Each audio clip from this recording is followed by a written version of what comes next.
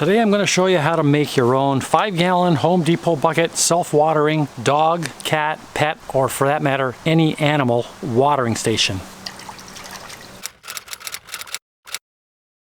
So there's only a few things you're going to need to make this. First thing is a 5-gallon pail from Home Depot, a bucket lid also from Home Depot, and a tray. And this one's about 3 inches deep.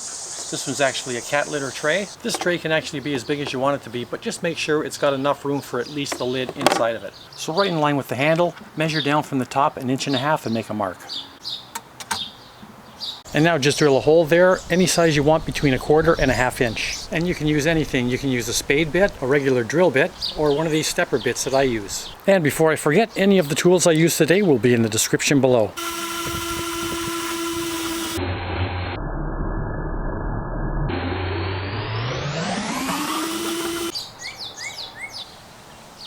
So these lids, the way they come from the store, they're really hard to get on and really hard to get off. So I'm going to show you a little trick and it's going to make this super easy to get off and on. So just take it and mark it at 12 o'clock, 6 o'clock, 3 o'clock, and 9 o'clock.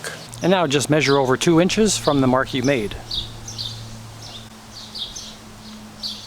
So now you want to take a pair of snips and you want to snip the plastic at each of the marks.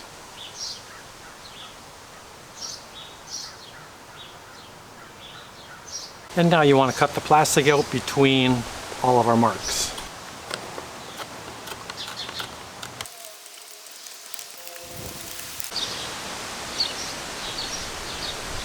And so what you've created is this very easy to get on and easy to get off lid.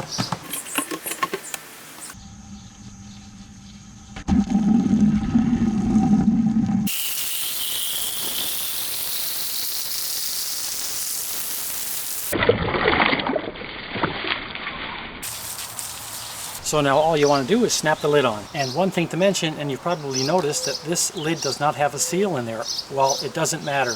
All that matters is this hole. It'll seek its own level once we flip it over and put it in the tray.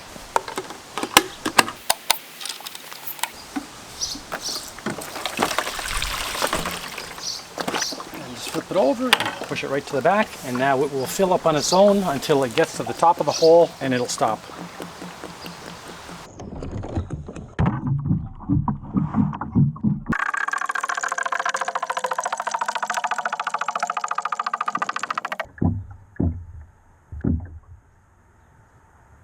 And now the water has stopped filling up the tray, and it's about 1.5 inches deep, and you don't have to worry about your pet going without water. And if you have yourself one of those rambunctious, playful dogs that might push this over, just get yourself a bungee cord and put it underneath the lipper there, over top and to the other side, and that will hold it in place. Well, I hope this video has helped. If it did, hit the like button and subscribe to my channel, and we'll see you next time.